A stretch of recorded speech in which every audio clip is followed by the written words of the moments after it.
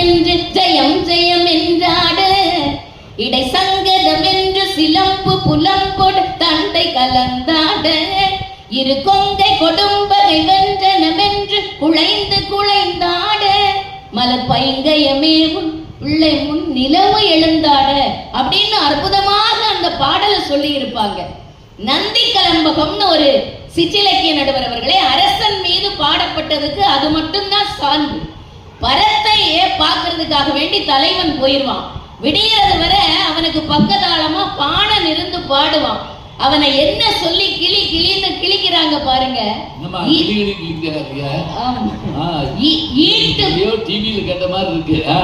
ஈட்டு புகழ் நந்தி பாட நீ எங்க எதம் வீட்டிருந்து பாட விடிவளவும் கேட்டிருந்தேன்.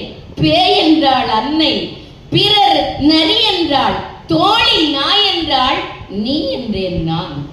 இது நகைச்சுவை பயக்கக்கூடிய பாட்டு.